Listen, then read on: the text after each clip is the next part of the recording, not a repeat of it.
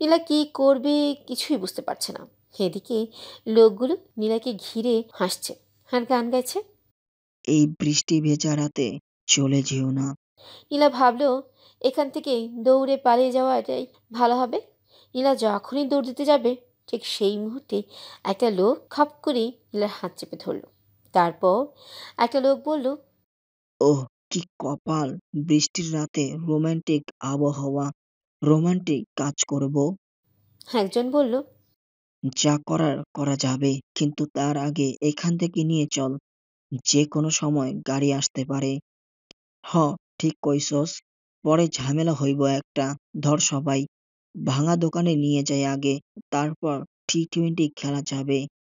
নীলাকে ধরার জন্য লোকগুলো নীলার দিকে এগিয়ে আসতে চোখের পলকে একটা গাড়ি এসে থামলো নীলার সামনে।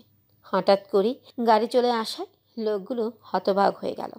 গাড়ি থেকে অয়ন বের হতে নীলাও লোকগুলোর মতো অবাক হয়ে গেল। অয়ন এখানে কোথা থেকে আসলো? নীলা নিজেই নিজেকে প্রশ্ন করলো। অয়নকে দেখে নীলার শরীরে যেন শক্তি ফিরে এলো। এর আগে অয়নকে দেখলেই নীলার যত রাগ উঠত, সহ্যই করতে পারত না নীলা অয়নকে। কিন্তু এখন এই মুহূর্তেই নীলার কাছে অয়নকে মনে হচ্ছে সব থেকে আপনজন, অনেক কাছের একটা মানুষ। এই বজ্জারটাকেই মনে হচ্ছে দুনিয়ার সব থেকে ভালো মানুষ। নীলা একটা ঝাঁকি দিয়ে লোকটির হাত থেকে নিজেকে ছাড়িয়ে নিয়ে দৌড়ে যেয়ে অয়নকে জড়িয়ে ধরল। নীলা তখন স্কুটি নিয়ে যাওয়ার পরপরই বৃষ্টি শুরু হয়। ততক্ষণে অয়নের গাড়ি তার বাসার দিকে চলতে শুরু করেছে। হঠাৎ কি মনে করে অয়ন গাড়ি ঘুরিয়ে নীলা যেদিকে গেছে সেই পথে চলতে শুরু করলো। অয়নের কেন যেন বারবার মনে হচ্ছিল নীলার কোনো বিপদ হয়েছে। অয়ন এদিকে আসতেই দূর থেকে দেখতে পেল কয়েকজন লোক কাউকে ঘিরে রাস্তার মাঝখানে দাঁড়িয়ে আছে। অয়নের তখন আর বুঝতে বাকি রইল না যে কি হয়েছে। মুষলধার বৃষ্টি হচ্ছে।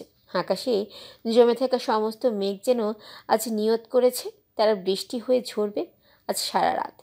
বৃষ্টির পানিতে ধুয়ে দিবে শহরের প্রতিটা দেওয়ালে জমে থাকা ধুলোবালি।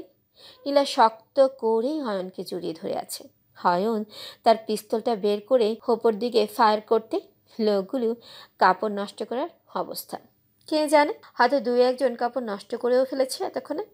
যদিও বৃষ্টির জন্য সেটা বোঝার উপায় নেই।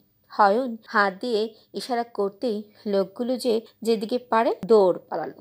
গুলির শব্দ শুনে ভয় পেয়ে যায় নীলা। আরও দ্বিগুণ জোরে অয়নকে জড়িয়ে ধরে। সাথে সাথে অয়নের শরীরে একটা শীতল হাওয়া বয়ে যায়। অয়ন বুঝতে পারছে নীলা যদি আর কিছুক্ষণ এভাবে তাকে জড়িয়ে ধরে থাকে তাহলে অন্য কিছু হয়ে যেতে পারে। দুটো ছেলে মেয়ে যদি একদম ভেজা অবস্থায় একে অপরকে জড়িয়ে ধরে থাকে তাহলে একটা ভুল হওয়াই স্বাভাবিক। অয়ন নীলাকে বলল,